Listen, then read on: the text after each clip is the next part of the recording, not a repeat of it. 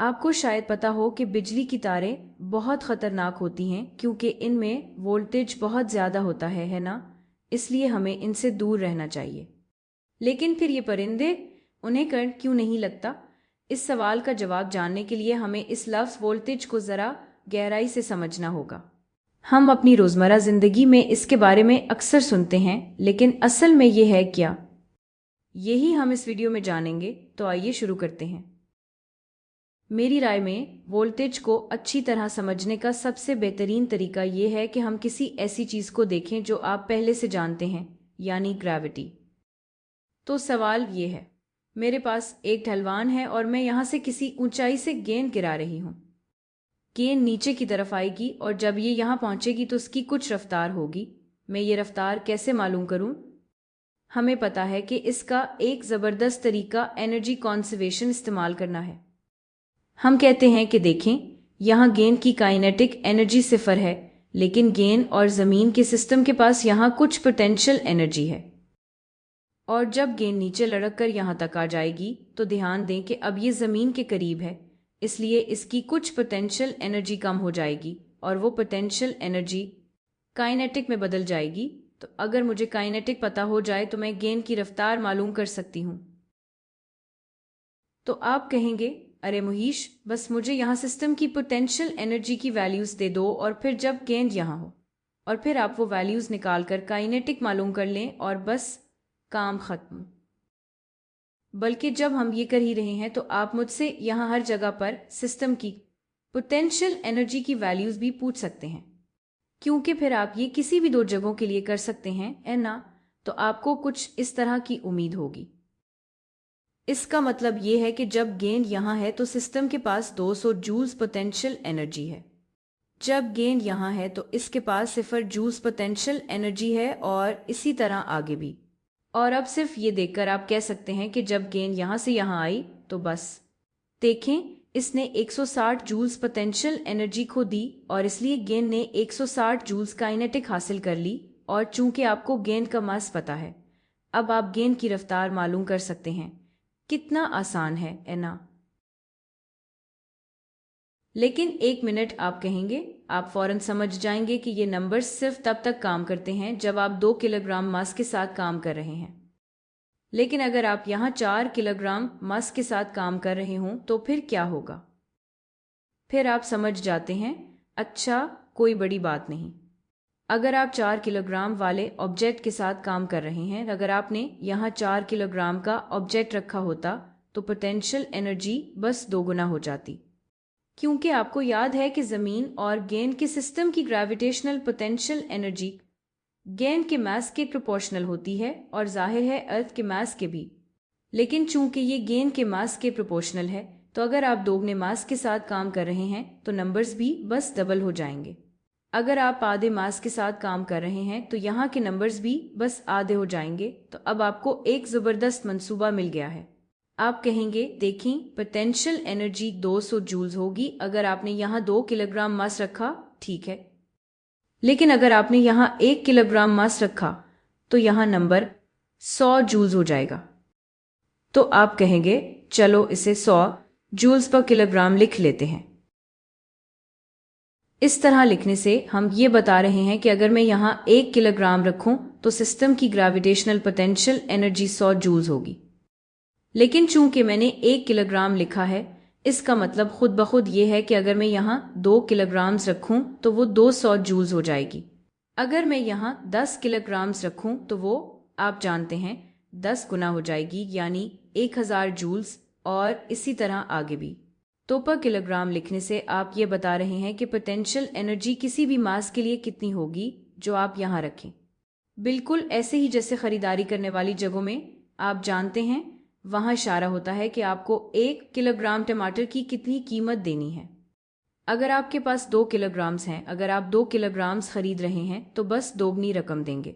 तो पर किलोग्राम लिखने से किलोग्राम ये एक बेहतरीन अलामत है कि आपको कितनी कीमत देनी है, इस हिसाब से कि आप कितने किलोग्राम्स टमाटर खरीद रहे हैं। यहाँ भी बिल्कुल यही सूरत हाल है। तो आप कहेंगे, चलो हर जगह ऐसा ही करते हैं। तो यहाँ ये 60 जूल्स पर किलोग्राम होगा, ये इसका आधा हो जाएगा। यानी 20 जूल्स पर किलोग्राम। और अब हमारे पास अलामात हैं कि यहाँ किसी भी किलोग्राम के लिए पोटेंशियल एनर्जी कितनी होगी। अलामात को एक नाम दिया गया है, उन्हें ग्रेविटेशनल पोटेंशियल कहा जाता है। मुझे पता है, हम इससे बेहतर कर सकते थे, हम कोई और अच्छा नाम रख सकते थे क्योंकि ये थोड़ा अजीब हो सकता है। ग्रेविटेशनल पोटेंशियल क्या है और ग्रेविटेशनल पोटेंशियल एनर्जी क्या है, दोनों में एक बारीक सा फर्क है। ग्रेविटेशनल पोटेंशियल एक नंबर है जो हम खला की मुख्तलिफ जगहों पर मुकर्रर करते हैं, जैसे यहाँ पर। ये नंबर हमें क्या बताता है? ये नंबर हमें बताता है कि वहाँ अगर आप 1 किलोग्राम मास रखें तो ग्रेविटेशनल पोटेंशियल एनर्जी कितनी होगी। तो मिसाल के तौर पर यहाँ अगर आप 1 किलोग्राम रखें तो ग्रेविटेशनल पोटेंशियल एनर्जी 20 जूल्स होगी। लेकिन अगर आप 3 किलोग्राम्स रखें तो ग्रेविटी की वजह से पोटेंशियल एनर्जी 3 गुना हो जाएगी, यानी 60 जूल्स, और इसी तरह आगे भी। अब ज़रा सोचें, हम बिल्कुल इसी तरह इलेक्ट्रिक पोटेंशियल एनर्जी के साथ भी करते हैं और एक चीज़ बताते हैं जिसे इलेक्ट्रिक पोटेंशियल कहते हैं। ठीक है, तो आइए इसे देखते हैं। हमारे पास एक चार्ज्ड गुब्बारा है जो छत से लगा हुआ है और इसके करीब एक छोटा सा स्टायरोफोम है जो भी मस्बत चार्ज्ड है। और फर्ज करें इस पर 2 वोल्ट्स का चार्ज है। अगर हम ग्रेविटी को बिल्कुल नज़रअंदाज कर दें, ठीक है, फिर भी अगर मैं ये चार्ज छोड़ दूं तो रिपल्सिव फोर्स की वजह से ये नीचे एक्सेलरेट करेगा। जैसे जैसे ये नीचे जाएगा उसकी रफ्तार बढ़ती जाएगी और इसलिए जैसे जैसे ये नीचे जाएगा इसे कुछ काइनेटिक एनर्जी मिलेगी। अगर मैं आपसे पूछूं कि इसने कितनी काइनेटिक एनर्जी हासिल की तो आप ये कैसे निकालेंगे? आप फिर कहेंगे, अरे महीश, मुझे यहाँ इलेक्ट्रिक पोटेंशियल एनर्जी की वैल्यूज़ दे दें सिस्टम की यहाँ पर, और जब वो ऑब्जेक्ट कमरे के इस पार हो यहाँ पर, क्योंकि अगर आप दोनों को तफीक करें तो आप निकाल सकते हैं कि पोटेंशियल एनर्जी कितनी कम हुई और फिर आप मालूम कर सकते हैं कि काइनेटिक एनर्जी कितनी बढ़ी। लेकिन फिर आप बिल्कुल वैसा ही करेंगे। आप कहेंगे, अरे अरे अरे इसके बजाय बस मुझे इलेक्ट्रिक पोटेंशियल एनर्जी की वैल्यू पर कूलम हर जगह दे दें, क्योंकि अगर आपके पास ये हो तो आप ये किसी भी चार्ज के लिए किसी भी जगह से दूसरी जगह तक कर सकते हैं। इसका मतलब है अगर यहाँ 1 कूलम हो तो सिस्टम की इलेक्ट्रिक पोटेंशियल एनर्जी 100 जूल्स होगी, यहाँ पर वो 80 जूल्स होगी। और जब 1 कूलम यहाँ से यहाँ जाएगा तो इसने 20 जूल्स की पोटेंशियल एनर्जी खो दी और 20 जूल्स की काइनेटिक एनर्जी हासिल कर ली। लेकिन अगर ये 3 कूलम्स होते तो बस वो नंबर 3 गुना हो जाता। और जैसे ये नंबर्स ग्रेविटेशनल पोटेंशियल कहलाते हैं, ये नंबर्स इलेक्ट्रिक पोटेंशियल कहलाते हैं। और चूंकि इलेक्ट्रिक पोटेंशियल इतना अहम कॉन्सेप्ट यानी तस्वर है, इसलिए हम इसके लिए अलग यूनिट भी देते हैं। जूल्स पर कूलम को वोल्ट्स कहा जाता है, तो हम कहेंगे कि ये 100 वोल्ट्स है। ये पॉइंट इलेक्ट्रिक पोटेंशियल पर है इसी वोल्ट्स का, और इसी तरह आगे भी। तो ये जो नंबर्स हैं उन्हें इलेक्ट्रिक पोटेंशियल कहा जाता है। ये बिल्कुल वैसे ही हैं जैसे ग्रेविटेशनल पोटेंशियल होता है। तो आखिर में आप पूछ सकते हैं, क्या यही वोल्टेज है? तकरीबन यही है। वोल्टेज असल में इलेक्ट्रिक पोटेंशियल का फ़र्क होता है या इलेक्ट्रिक पोटेंशियल डिफरेंस। हमें फ़र्क की क्यों परवाह है? क्योंकि याद रखें, जब कोई चार्ज एक पॉइंट से दूसरे पॉइंट तक जाता है, अगर मैं ये जानना चाहूँ कि इसे कितनी काइनेटिक एनर्जी मिली, तो मुझे यहाँ इलेक्ट्रिक पोटेंशियल की वैल्यू या यहाँ इलेक्ट्रिक पोटेंशियल की वैल्यू से कोई ख़ास फ़र्क नहीं पड़ता। मुझे सिर्फ ये जानना है कि फ़र्क कितना है, ठीक है, और इसी फ़र्क को हम वोल्टेज कहते हैं। मिसाल के तौर पर इस पॉइंट और इस पॉइंट के दरमियान वोल्टेज असल में इन दोनों पॉइंट्स के इलेक्ट्रिक पोटेंशियल डिफरेंस के बराबर है, जो कि 60 वी है। लेकिन इसका मतलब क्या है? क्या आप बता सकते हैं कि इन 2 पॉइंट्स के दरमियान वोल्टेज 60 वी होने का क्या मतलब है? इसका मतलब है कि अगर 1 कूलम यहाँ से यहाँ जाए तो वो 60 जूल्स की इलेक्ट्रिक पोटेंशियल एनर्जी खो देगा। बस इतना ही मतलब है। और जाहिर है अगर आपके पास 3 कूलम्स का चार्ज हो तो वो नंबर 3 गुना हो जाएगा और इतनी ही एनर्जी होगी। लेकिन इस तरह सोचे, जो भी कूलम यहाँ से यहाँ गया तो वो 60 जूल्स की पोटेंशियल एनर्जी हासिल करेगा।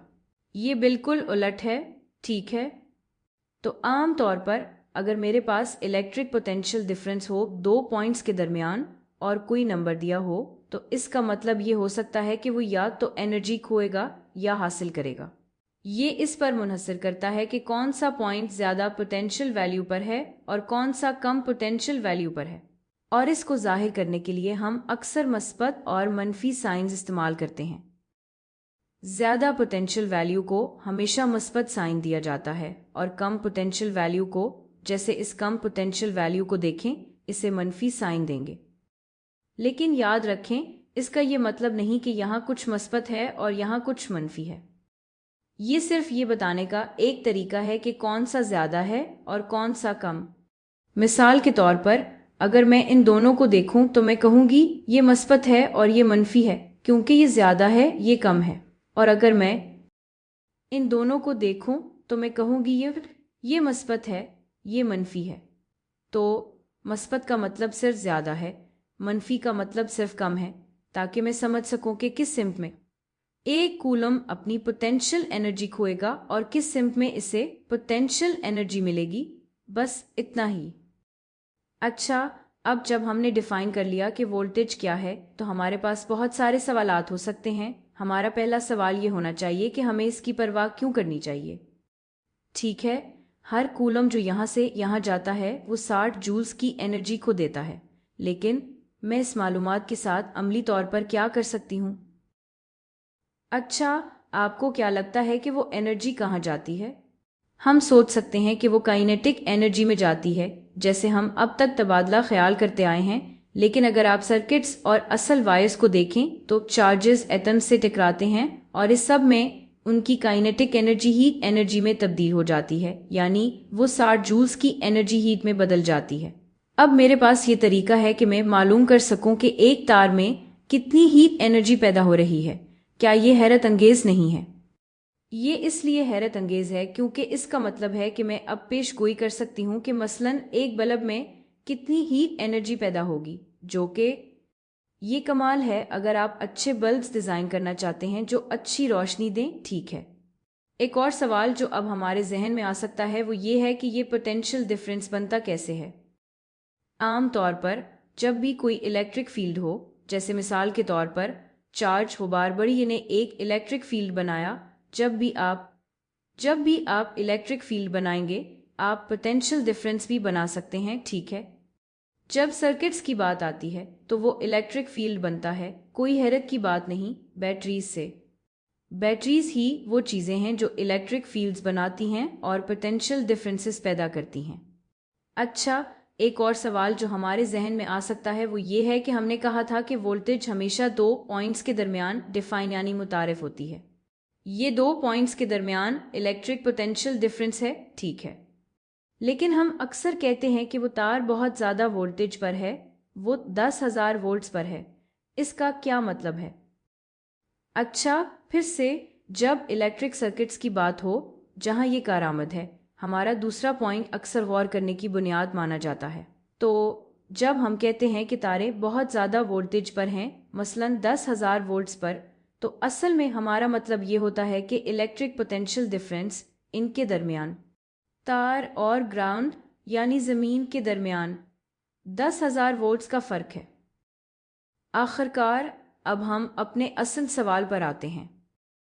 परिंदे ज़्यादा वोल्टेज तारों पर बैठते हैं तो इन्हें करंट क्यों नहीं लगता? सबसे पहले, तारों के ज़्यादा वोल्टेज पर होने का मतलब क्या है? इसका मतलब बस ये है कि तार और ज़मीन के दरमियान पोटेंशियल डिफरेंस है। ये सिंबल यानी निशान जो हम ज़मीन के लिए इस्तेमाल करते हैं, इसका फ़र्क बहुत ज़्यादा है, जैसे 10,000 वोल्ट्स। अब अगर आप सिर्फ एक परिंदे पर ध्यान दें, जैसे ये वाला परिंदा यहाँ बैठा है, तो चूंकि ये तार पर बैठा है, इसका वोल्टेज भी वही है, यानी इसका भी ज़मीन के मुकाबले में पोटेंशियल डिफरेंस बहुत ज़्यादा है। लेकिन सवाल ये है कि परिंदे के अंदर किसी भी दो पॉइंट्स के दरमियान पोटेंशियल डिफरेंस क्या है? यही असल सवाल है। आपका क्या ख्याल है? इसका जवाब है 0, क्योंकि दोनों पॉइंट्स ज़मीन के लिहाज से एक ही पोटेंशियल पर हैं। और इसलिए अगर ये ज़मीन के लिहाज से 10,000 वोल्ट्स पर है और ये भी ज़मीन के लिहाज से 10,000 वोल्ट पर है, तो अगर आप इनको माइनस करें तो जवाब सिफर आना चाहिए, ठीक है, क्योंकि दोनों का पोटेंशियल एक जैसा है। और चूंकि दोनों का पोटेंशियल एक जैसा है, इसलिए परिंदे के अंदर किसी भी दो पॉइंट्स के दरमियान पोटेंशियल डिफरेंस सिफर है और इसलिए कोई चार्जेस एक जगह से दूसरी जगह नहीं जाते। ये बिल्कुल वैसा ही है जैसे अगर आप यहाँ एक ढलवान को बिल्कुल सीधा रख दें तो फिर ये पॉइंट यहाँ पर ज़्यादा ग्रेविटेशनल पोटेंशियल पर है, 100 जूल्स पर किलोग्राम। ये पॉइंट भी ज़्यादा पोटेंशियल पर है, 100 जूल्स पर किलोग्राम। लेकिन इन दोनों के दरमियान पोटेंशियल डिफरेंस क्या है? सिफर। दोनों का पोटेंशियल एक जैसा है, इसलिए कोई पोटेंशियल डिफरेंस नहीं है और इसलिए गेन नहीं चलेगी। गेन तब ही चलेगी जब कोई पोटेंशियल डिफरेंस हो। अगर मिसाल के तौर पर अगर ये ढलवान इस तरह झुकी हुई हो। इसी तरह चूंकि कोई पोटेंशियल डिफरेंस नहीं है, चार्जेस जिस्म के एक हिस्से से दूसरे हिस्से में नहीं जाएंगे। लेकिन अगर किसी तरह परिंदे के जिस्म का एक हिस्सा फर्ज करें इस खंबे को छू ले जो जमीन की सतह पर है, तो वो ग्राउंड के बराबर पोटेंशियल पर होगा और दूसरा हिस्सा वायर को छू रहा होगा। अब यहाँ पोटेंशियल डिफरेंस होगा, आप जानते हैं, इन दोनों हिस्सों के दरमियान, इसके जिस्म के पॉइंट्स के दरमियान पोटेंशियल डिफरेंस होगा। अब यहाँ चार्जेस फ्लो यानी बहाव करेंगे जो परिंदे के लिए जानलेवा हो सकते हैं। इसीलिए हम हमेशा ये मशवरा देते हैं कि कभी भी किसी भी नंगी तार या किसी ज़्यादा वोल्टेज चीज़ को ना छुएं, क्योंकि हमारे जिस्म का एक हिस्सा ग्राउंड पर होगा और दूसरा हिस्सा हाई वोल्टेज पर होगा, जिससे हमारे जिस्म में पोटेंशियल डिफरेंस आ जाएगा। लेकिन रुकिए, जब पोटेंशियल डिफरेंस होता है तो चार्जेस फ्लो करते हैं, ये तो हमने कहा, लेकिन चार्जेस किस सिमत में फ्लो करते हैं और हम इसे कैसे मिकदार में बयान करते हैं, इन सब बातों का जिक्र अगली वीडियो में करूंगी।